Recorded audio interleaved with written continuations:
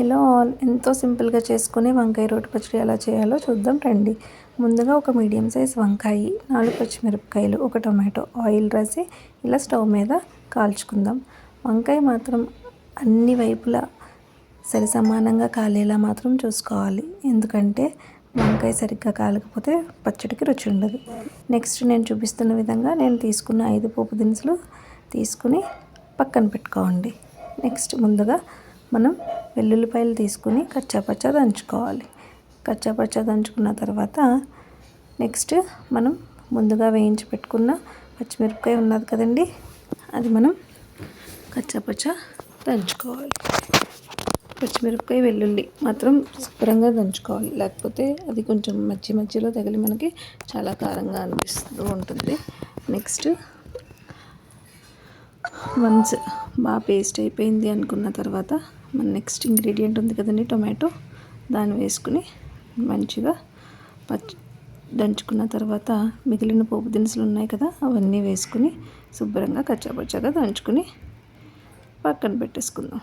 Next మనం ముందుగా కాల్చి పెట్టుకున్న వంకాయ ఉంది కదండి, దాన్ని శుభ్రంగా దానిపైన స్కిన్ నల్లగా మనం కాల్చిందంతా తీసేసుకొని అలా పక్కన పెట్టుకోవాలి. తీసుకున్న దాన్ని ఇప్పుడు మళ్ళీ ముందుగా మనము రోట్లో వేసుకుని ఉంచుకున్న వాటితో వంకాయని కూడా కలిపి శుభ్రంగా దంచుకోవాలి. రోటి పచ్చడి అంటేనే కచ్చాపచ్చాగా ఉంటుంది కాబట్టి మరీ పేస్ట్ అవ్వాలన్న అవసరం లేదు. నేను వీడియోలో చూపించిన విధంగా పేస్ట్ అయితే సరిపోతుంది. అయిన దాన్ని మనం గిన్నెలో తీసుకుని పక్కన పెట్టుకుందాం. అంతే, సింపుల్. నెక్స్ట్ నేను ఇక్కడ తీసుకుంటున్న అన్ని పోపు దినుసులు తీసుకోండి. మీరు కావాలంటే ఇంకా వేసుకునేలా ఉంటే ఇంకా వేసుకోవచ్చు. ముందుగా స్టవ్ వెలిగించుకొని బాండీ పెట్టుకొని 2 చెంచాల నెయ్యి వేసుకున్నాను. అలానే 1 స్పూన్ ఆయిల్ వేసుకున్నాను. వేసుకుని కొంచెం ఆయిల్ వేడయ్యేసరికి మనం ముందుగా సిద్ధం చేసి పెట్టుకున్న పోపు దినుసులు అన్నీ బాగా వేయించుకొని అయిపోయాక నెక్స్ట్ మనం ముందుగా రోట్లో దంచి పెట్టుకున్న పచ్చడి ఉంది కదా, అది వేసేసుకుని మంచిగా పోపులు పచ్చడి కలిసేలాగా బాగా కలిపేసుకోవాలి. ఎక్కువసేపు ఉండక్కర్లేదండి.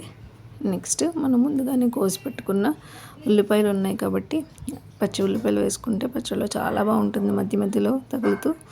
అంతే, ఎంతో సింపుల్ అయిన రెసిపీ రెడీ.